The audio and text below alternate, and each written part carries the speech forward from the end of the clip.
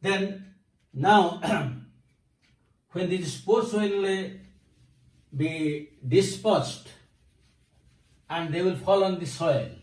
They will fall on the soil means they will fall in the damp, humid or marshy places, then they will germinate.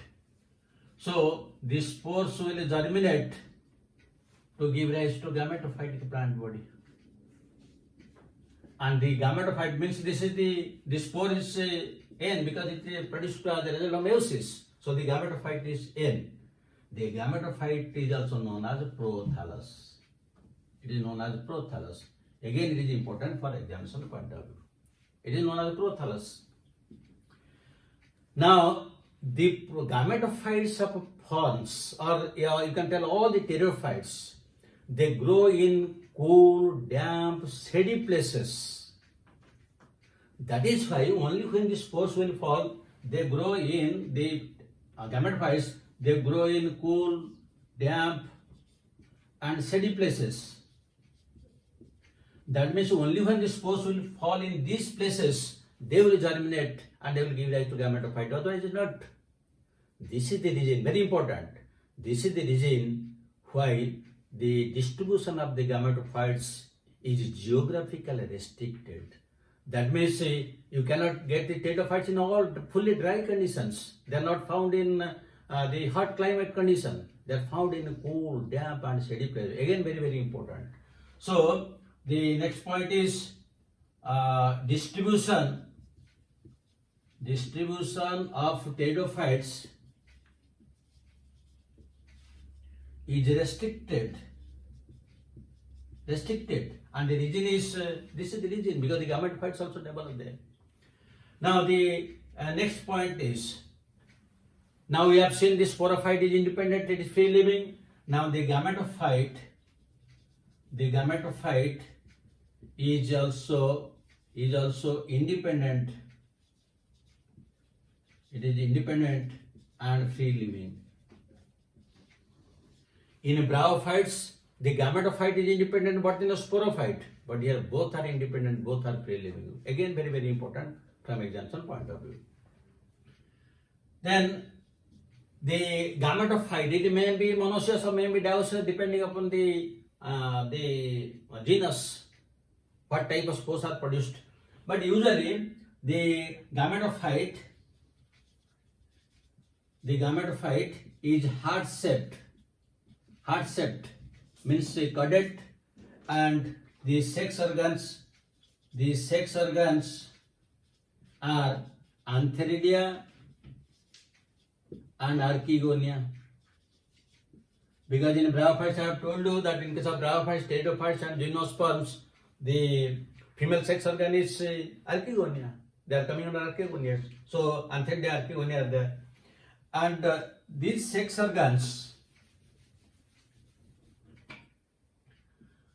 the sex organs are multicellular and well jacketed, just like bryophytes. But in case of algae, they are unicellular and not surrounded by any jacket. But here, they are land plants, they require protection. So that is why they are multicellular and surrounded by a jacket. Now, in the antheridia and oogonia, in archegonia, what will happen? The antheridia, it will produce by means of a mitosis because it is already haploid. So it will give rise to multiflagellate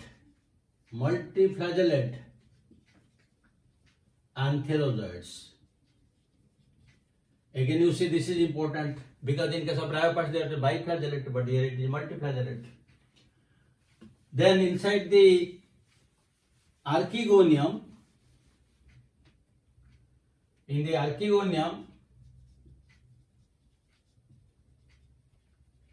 the egg or oospore is produced, and in the next step there will be fertilization.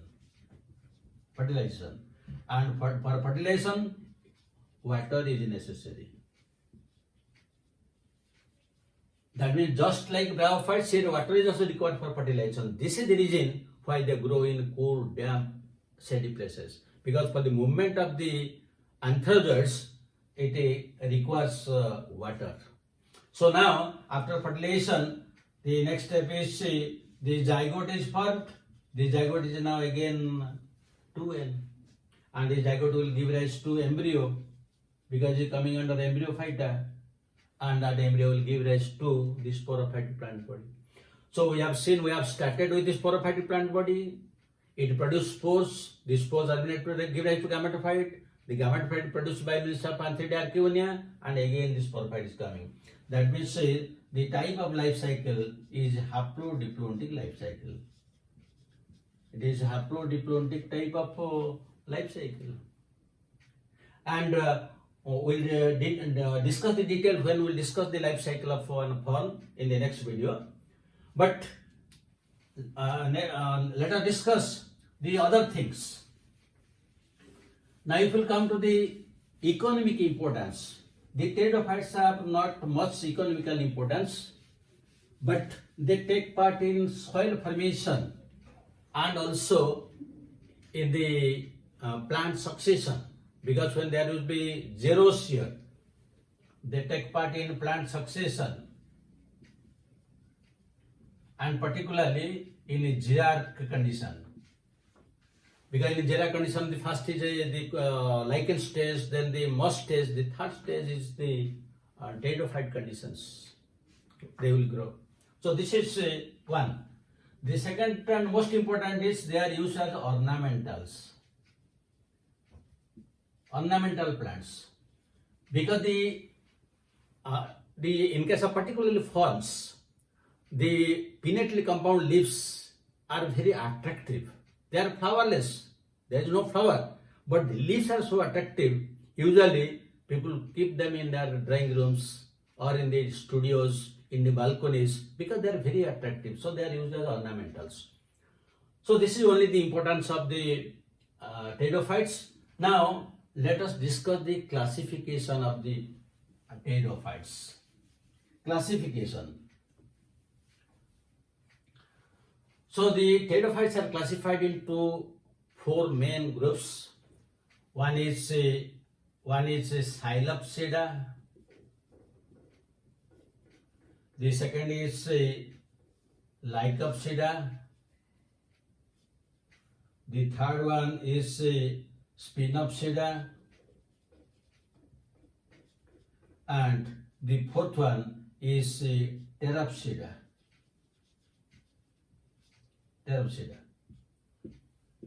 Usually, Scylopsida has no common name. It has no common name. But Lycopsida is known as club moss.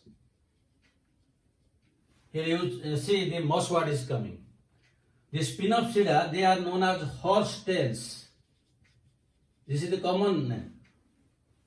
And the Pteropsida, these are usually commonly known as ferns. This is the first difference between them. But this has no such name. Then come to the second point. Here you will get only protostele condition. And here you will get protostele, siphonostele, and also solenostele.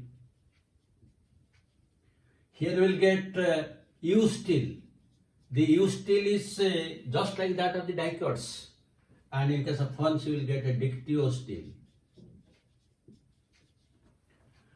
The Scylopsida is completely homosporous, while Lycopsida will get both homo as well as heterosporous. Some are homo and some are heterosporous. While Spinopsida, these are all homosporous. And in case of Pteropsida, both homo and heterosporous are there.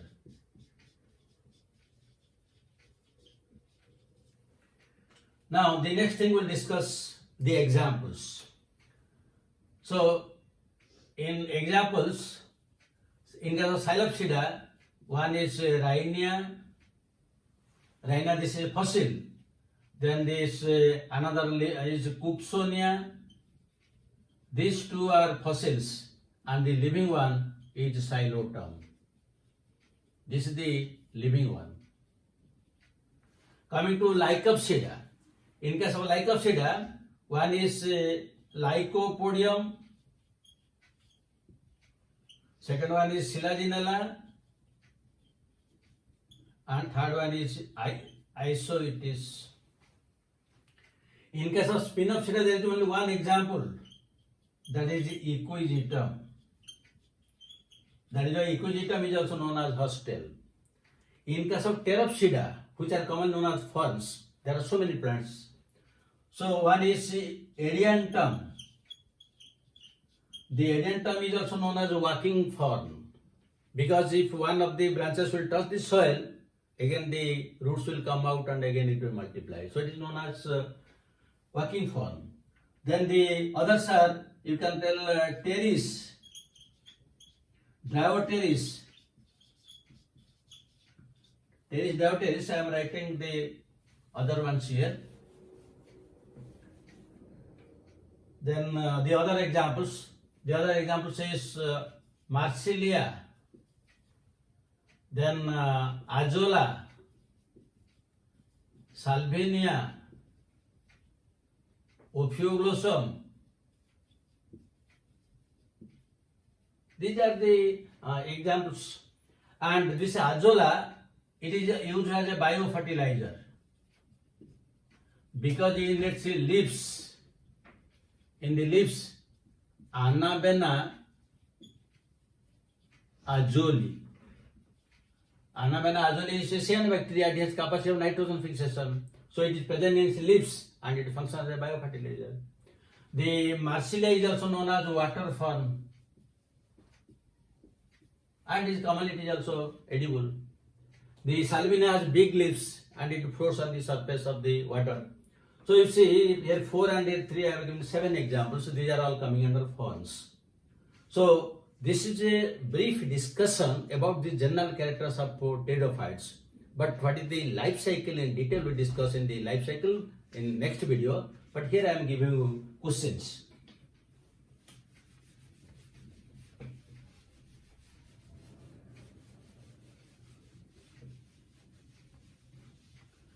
So one question.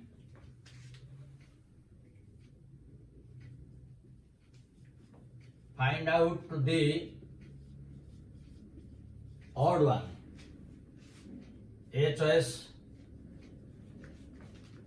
Marsilia, B choice Azolla, C choice Salvinia, D choice Bryophytes. This one question. Second question. Which of the following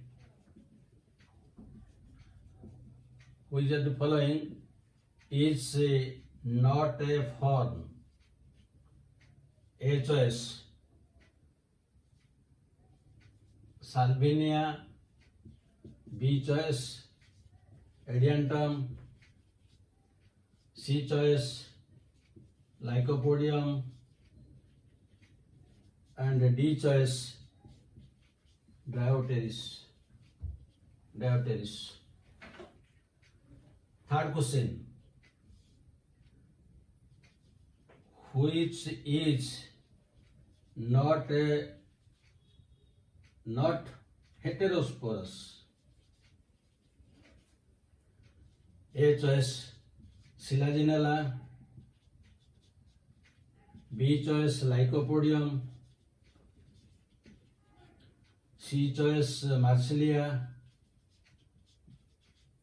D choice Salvinia.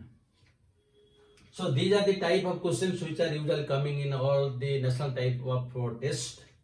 You will be able to answer all the questions after going through the video. Hope you have understood it perfectly. Thank you very much. God bless you. Have a good day.